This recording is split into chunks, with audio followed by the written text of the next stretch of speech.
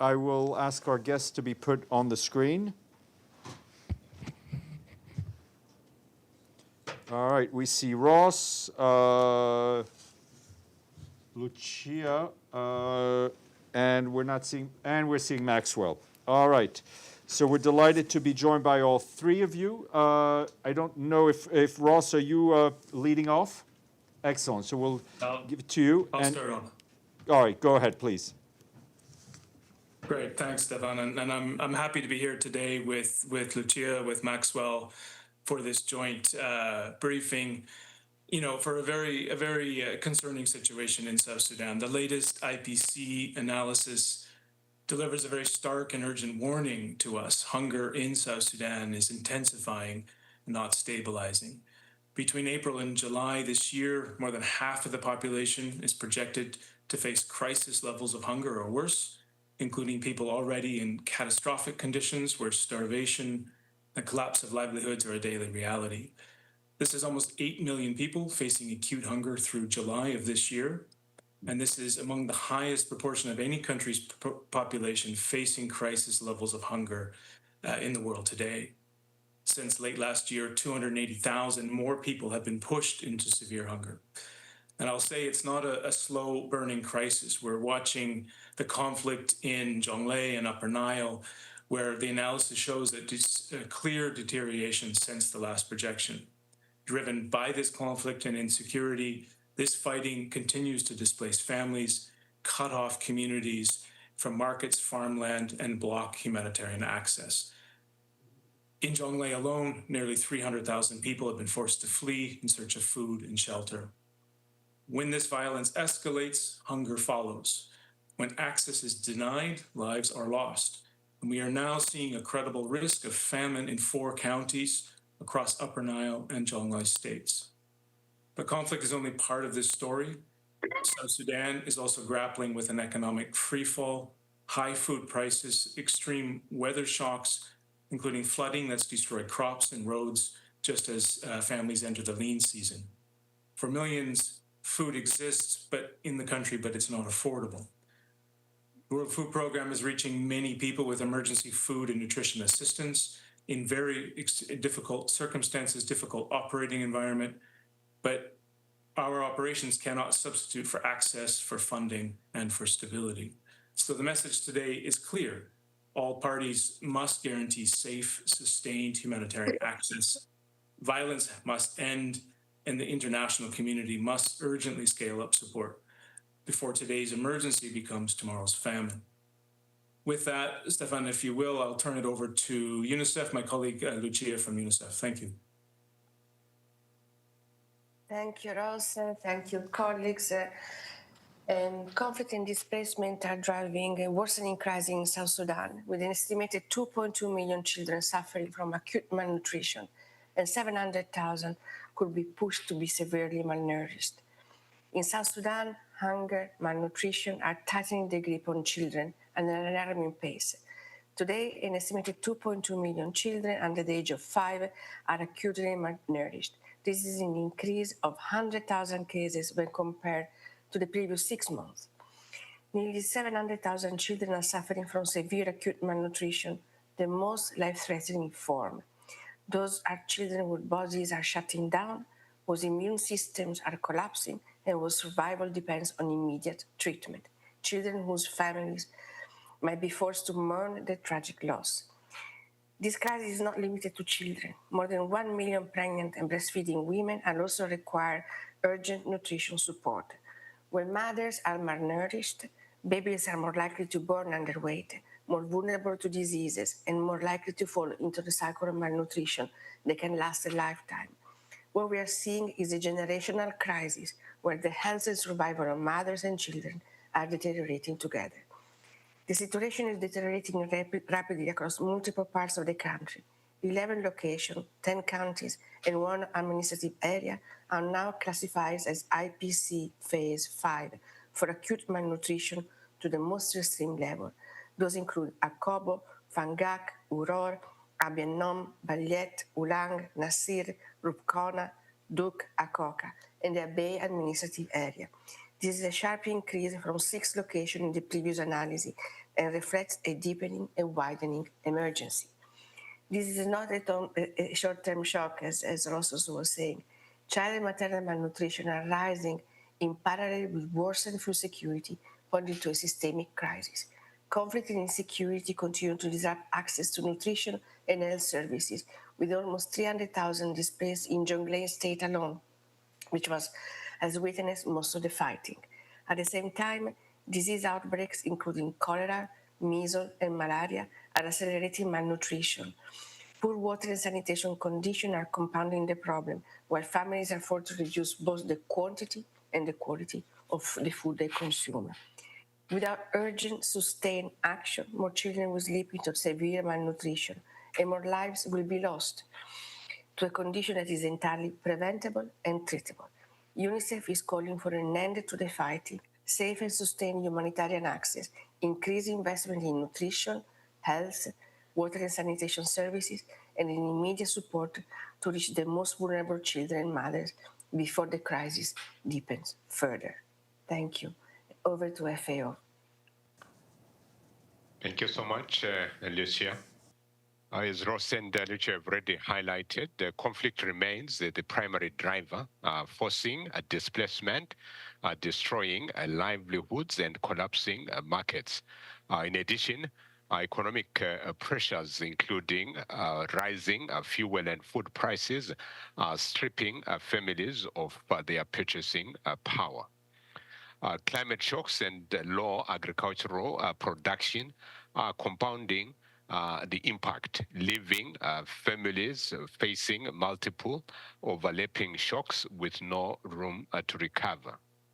Access constraints and funding shortfalls mean that a number of communities that are in need have remained isolated and not served through humanitarian assistance.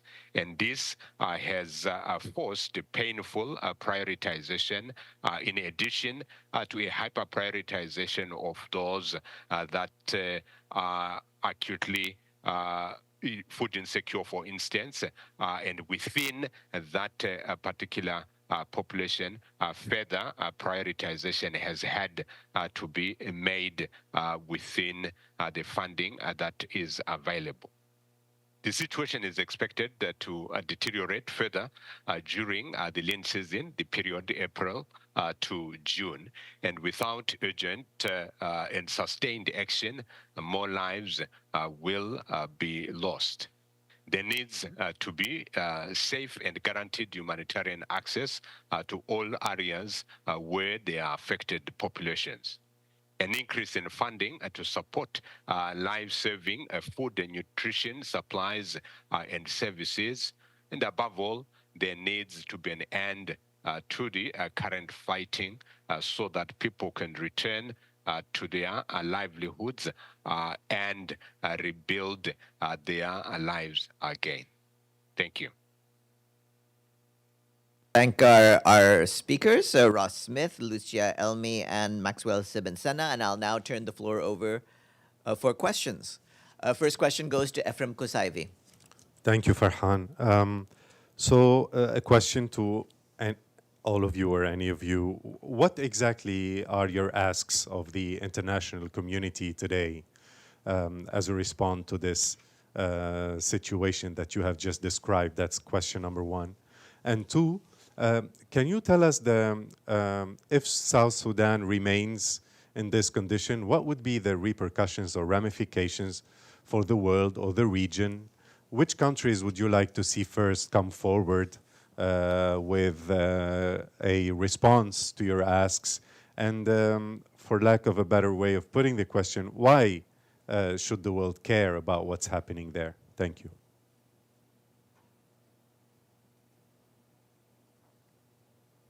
I can start off with that. Thanks for the question, Ephraim. I mean, as I indicated, Lucia and Maxwell as well, I think there's three key asks here. The first is really around access, and this is the most immediate access for our humanitarian operations, where significant challenges, blockages, denials of access in different locations. and what's preventing us from doing our work in many cases and reaching people that are the most in need and the most vulnerable. Second, I think there needs to be a diplomatic focus on the conflict in Sudan.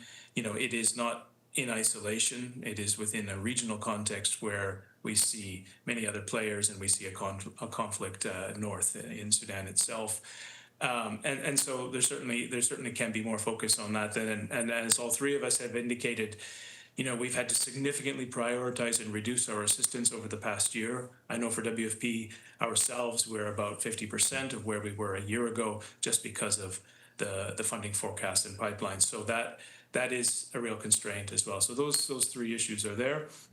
I mean, South Sudan has received, there's almost 1 million people have returned back to South Sudan from Sudan because of the situation in Sudan. So South Sudan itself as a country, very fragile politically, dealing with an economic crisis and dealing with more people coming back because of conflict on its border. So the country needs support. Humanitarian operations continue to need support. I will see if my colleagues want to add to that, but I hope that covers your second question as well. Okay. Lucia, Maxwell, any additions to make?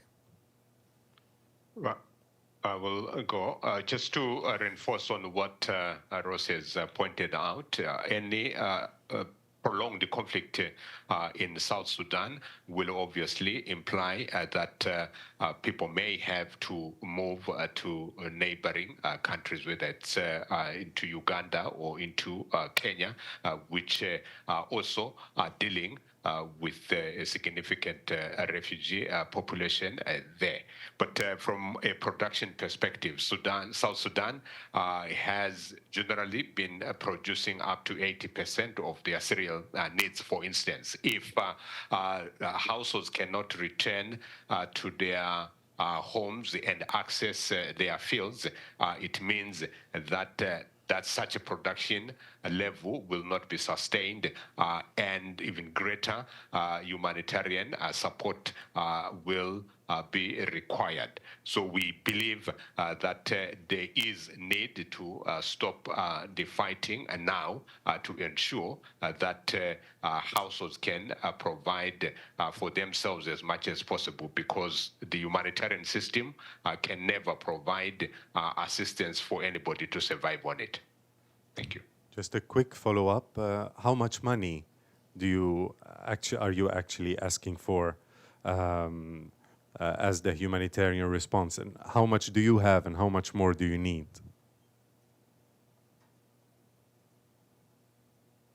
Yeah, I think you'll get a different number from the three of us for our own operations. I mean, WFP is almost 200 million required over the next 6 months, and that's against our reduced plan. And I will note the humanitarian response plan in South Sudan is definitely woefully underfunded compared to these needs, where you have, more than half the population, acutely food insecure. Lucia, do you want to come in?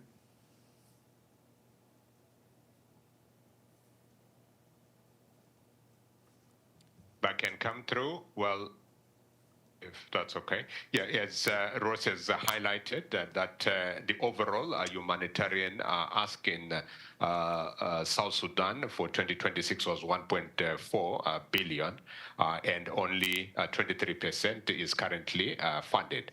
From an FAO perspective, the overall ask for the year was about 60 million, and we've barely received 5% of that particular ask. And this was an ask before the current escalation, and for families that have lost their crops, so that will not be able to harvest the end of their crops. It means that we need to get back and support any other secondary livelihood opportunities, such as fisheries, and this is an additional cost beyond what we had hoped would be sufficient to help them to produce for themselves.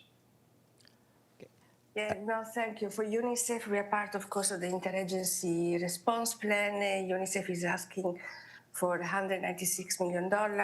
We are heavily underfunded with less than 1/3. But also to go back to one of the questions, why should we care? Because those numbers are staggering. And we're seeing almost more than half of the population affected by the current crisis. So it's really, we're talking about an entire generation of children, of young mothers who will continue to carry this burden for the next years and next generation. Thank you. Okay, Stefano? Yes, thank you. Stefano Vaccara, La Voce New York, Idle Press. This is, I think, a question more for WFP. With the situation in Sudan deteriorating, to what extent is the current leadership uncertainty at WFP, with no confirmed successor to Cindy McCain amid reported political disagreements, affecting your work in such a critical emergency? Thanks for the question, Stefano. It's not affecting it at all. We have more than 20,000 staff dedicated to their jobs every day all around the world, from the leadership level down. And we're, laser focused on what we need to do at country level, trying to deal with multiple crises at the same time, dwindling resources, and reaching those most in need. So the leadership of WFP and the Secretary General's selection will play out, but meanwhile, we'll continue to do our work. Just a quick follow-up. I know very well the staff of WFP. It will continue its work no matter what. Just because you say, for example, you've been saying that, for example, the funds are not enough, are not that. That's when the leadership, I guess, if no, why having that leadership? The leadership come in, no? That the one that should make sure that there is the lobbying for those funds. And instead, apparently, from what we know from some sources, there is just political fighting that could go on for months. So that was my question. Not if that WFP staff will not work or will not work. They will. I know they will, but there is any message that maybe the staff want to send to the political leadership around the world to provide soon a leadership? Well, thanks for the follow-up. I mean, I think I've answered the question in the first response. I mean, we're focused on what we need to do. I'll let it's the Secretary General's selection. I won't comment on the selection process itself. And we continue to raise funds from multiple sources all around the world. And we have, all of our teams focused on doing that, doing good work in the field, doing what we need to do in the field in order to demonstrate results and to raise funds. Yes, please. Thanks. Hi, it is Kyota Tanaka from the Asahi Shimbun, the Japanese newspaper. Thank you for the briefing. I just want to ask a really fundamental question about the challenges regarding the attacks to the humanitarian aids or humanitarian workers. It's been so many, press releases condemning all those attacks that's happening in the area. Could you just update us on what are the actual challenges in terms of you're getting attacked in terms of aid workers and aid delivery, and what's the latest situation on what's happening on the ground, and what you are trying to do to sort of prevent that from happening?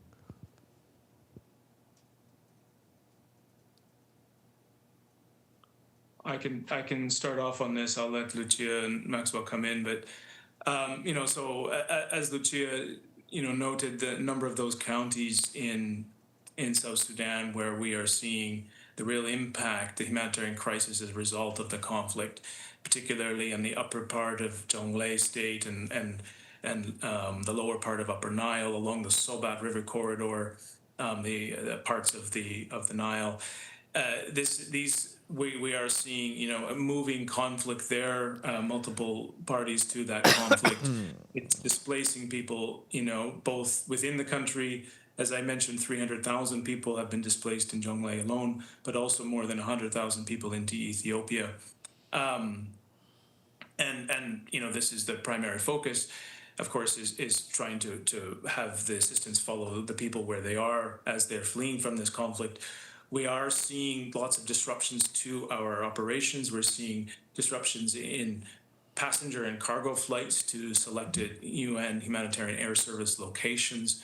We're seeing delays and obstruction along the river routes as well. But I will also say that we're seeing increases in cost because of the cost of fuel, because of the crisis in the Middle East. So that is actually mitigating to the extent we can use aircraft to access some of the remote locations that are there. So, this is really, I think, in a nutshell, what we're facing. And it's quite dynamic. There's multiple locations across this SOBAT corridor on either side and in each state. And a moving conflict all the time. But happy for my colleagues to complement as well.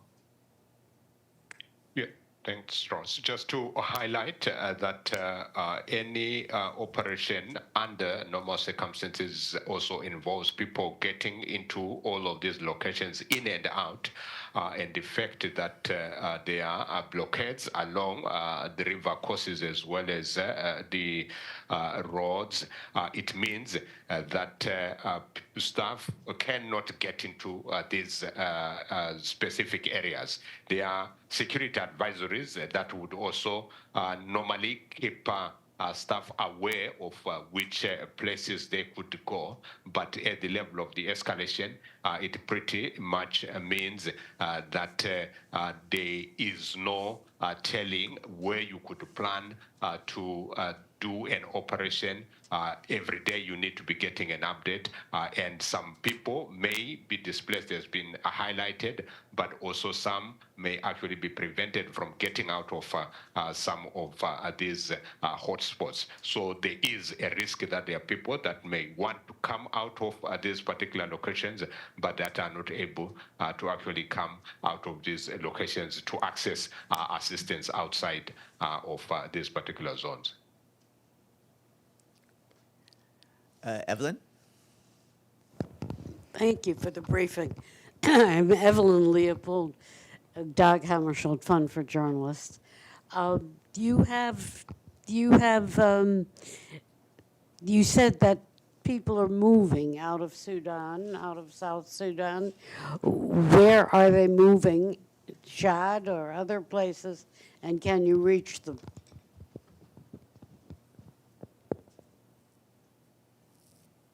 Yeah, thanks, Evelyn. I noted that we've had, many people return from Sudan. So they were South Sudanese in Sudan and have now returned to Sudan because of the conflict in Sudan. And they're returned to different locations in South Sudan. Noted also some of the population, some of the people that have moved from, especially the Akobo area and the Nasir County area into Gambela area of Ethiopia. So more than 100,000 people have moved into Ethiopia.